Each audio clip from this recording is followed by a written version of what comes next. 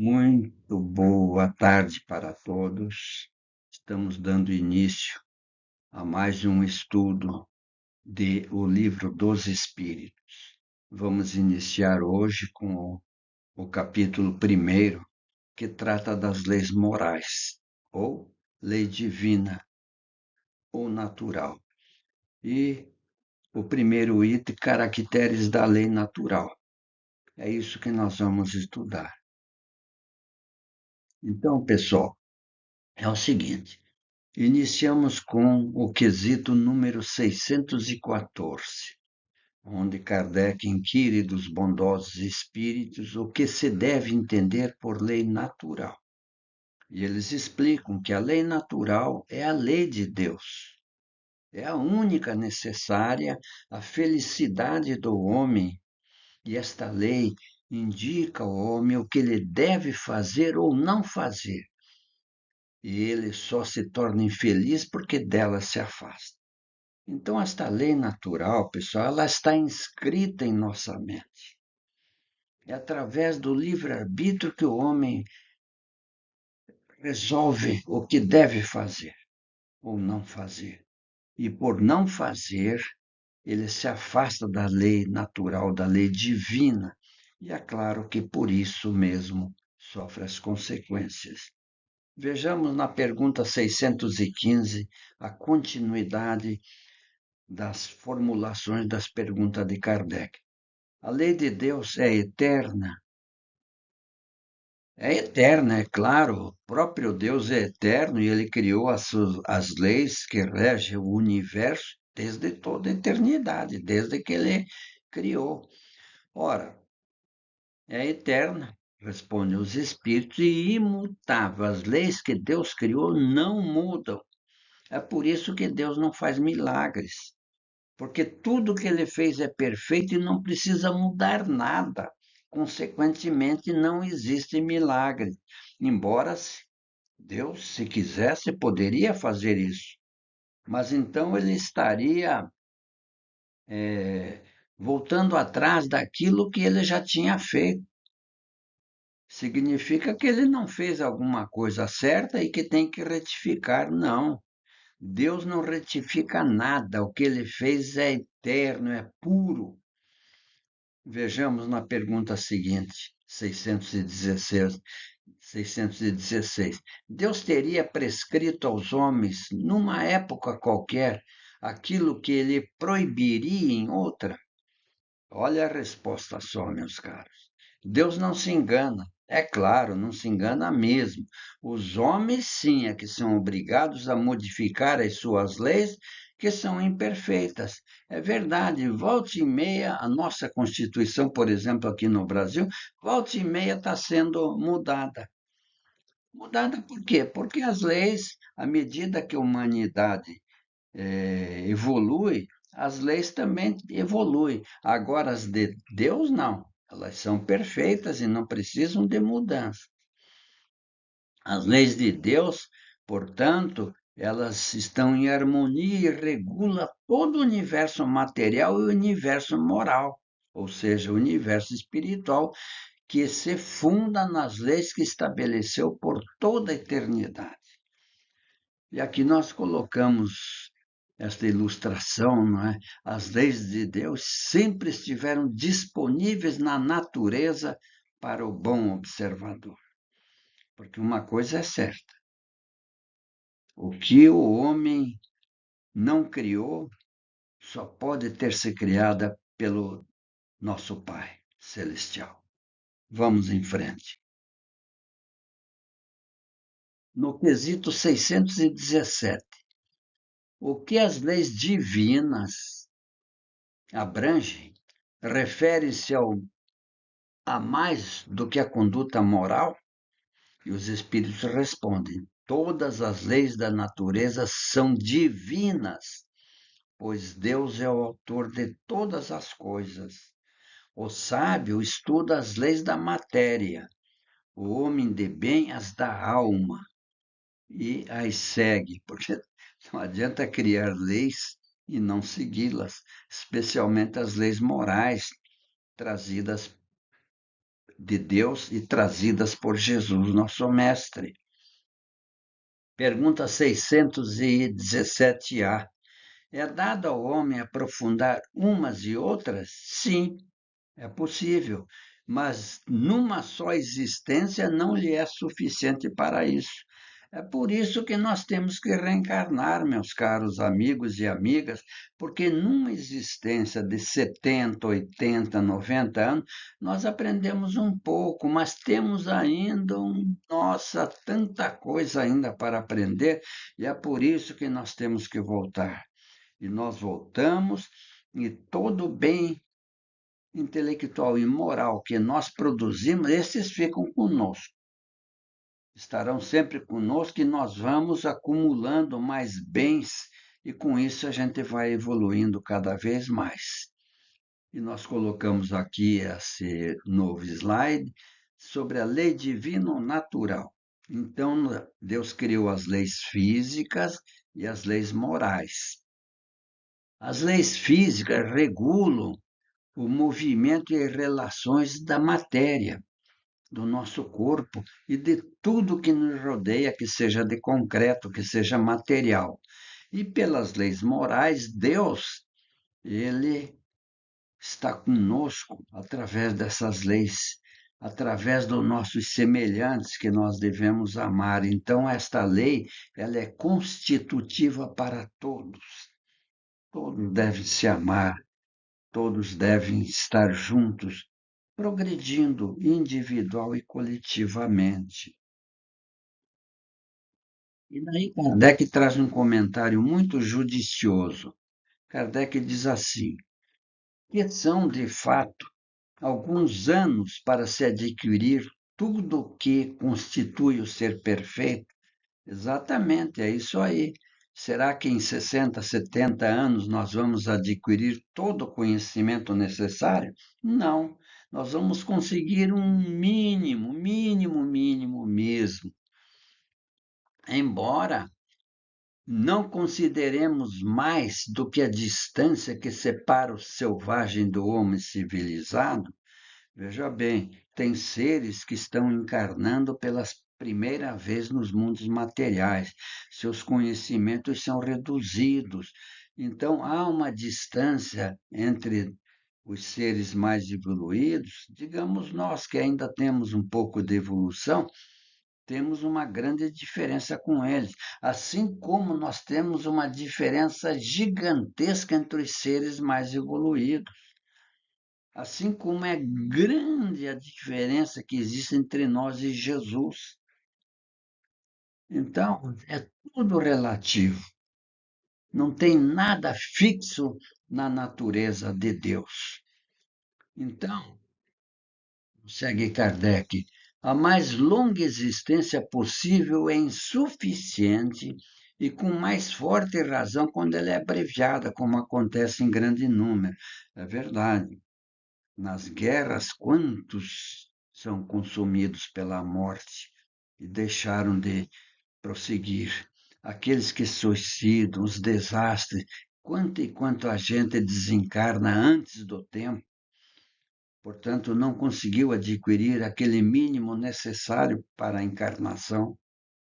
Então, essas leis divinas, umas regulam o movimento e as relações da matéria bruta, são as chamadas leis físicas, e o seu estudo, é claro, pertence ao domínio da ciência. A ciência estuda as leis materiais. As outras leis, as morais, concernem especialmente ao homem e as suas relações com Deus e com os seus semelhantes. Compreendem as regras da vida do corpo e as da vida da alma, são as chamadas leis morais que nós vamos passar a estudar agora. E na 618, as leis divinas são as mesmas para todos os mundos? Respondem os espíritos. A razão nos diz que elas devem ser apropriadas à natureza de cada mundo e proporcionais ao grau de adiantamento dos seres que os habitam. É lógico, perfeitamente racional. Em cada mundo material inferior ou superior ao mundo em que vivemos, tem leis que estão apropriadas e reguladas para orientar a vida das criaturas. Portanto, elas são proporcionais ao grau de adiantamento em que se encontram esses mundos. Não é possível, por exemplo, levar as leis do planeta Terra, que nós estamos submetidos a ela, para um mundo muito mais evoluído, que essas leis não teriam nenhuma razão de ser e de existir. Então, tudo é proporcional e, como nós dissemos, relativo. E colocamos aqui essa ilustração da lei divina, os caracteres da lei natural. As leis físicas regem a matéria, e a matéria está sujeita à ciência que estuda a matéria. E as leis morais, elas estão relativas com Deus e seus semelhantes. Portanto, tem que haver unidade e universalidade. E esses semelhantes somos todos nós, encarnados e desencarnados, porque nós participamos da humanidade. Essa humanidade que não está só na Terra, está em outros incontáveis planetas onde é possível a vida física. Recentemente, só para lembrar, para vocês imaginarem o tamanho desse universo que não tem fim. Recentemente, os astrônomos descobriram uma nova galáxia gigante, porque as galáxias em geral, especialmente a nossa aqui da Via Láctea, ela tem mais ou menos 200 bilhões de astros, de toda espécie, sóis, luas, planetas, etc. Descobriram uma, eu até tinha anotado aqui, ela é designada por letras e números. Esta gigantesca galáxia tem 100 trilhões, veja bem, trilhões de mundos. E daí a gente pergunta, por que será que Deus criou essas coisas incontáveis? Será que é só para a diversão de Deus? Vamos duvidar da inteligência de Deus? É claro que se criou tem algum motivo, alguma coisa tem que ter.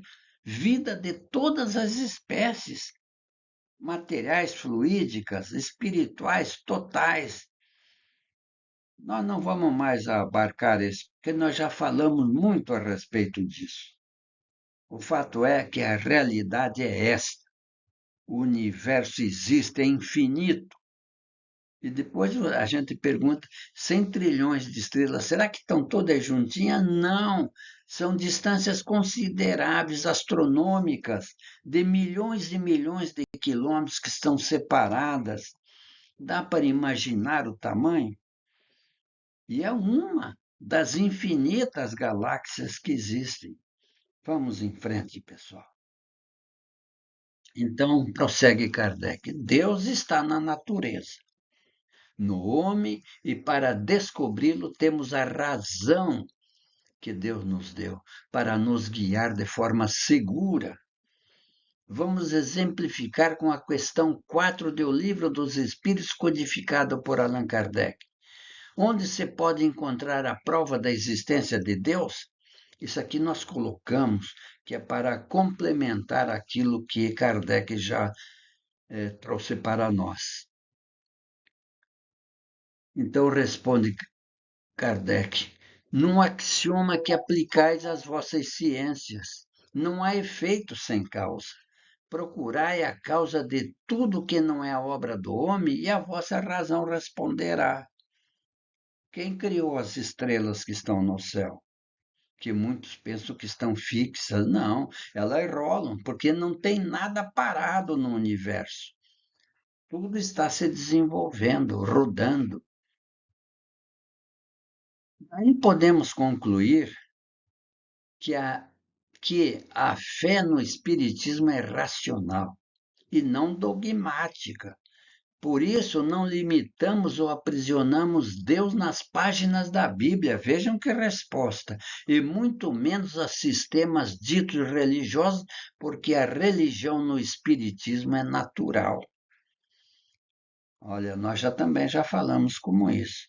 O Espiritismo é religião universal e é a religião do pensamento, porque o pensamento é tudo e a matéria, para nós, não é nada. O pensamento é tudo. É por isso que nós não precisamos das religiões dogmáticas, que têm, não é, rituais, classes sacerdotais, paramentos, enfim, todo aquele material. Não, o Espiritismo não precisa de nada disso. Vamos a outro exemplo, isto é, a questão 621 que nós colocamos aqui para exemplificar melhor. Onde está escrita a lei de Deus? Na consciência. Mais uma vez voltamos a dizer: no Espiritismo, religião natural, não há liturgia, rito ou qualquer formalidade praticada pelas religiões instituídas pelos homens. Daí afirmarmos em coro com os iluministas. Iluministas foram os grandes filósofos franceses, Diderot, Rousseau, nossa, quantos, não é? E que a melhor forma de amar a Deus é respeitar suas leis inscritas na natureza e na consciência do homem. Essa é a grande realidade que nós temos que respeitar. Seguindo a nossa mensagem final, para que essa mensagem que Chico Xavier nos trouxe. Vamos escutá-la até o final, que é linda.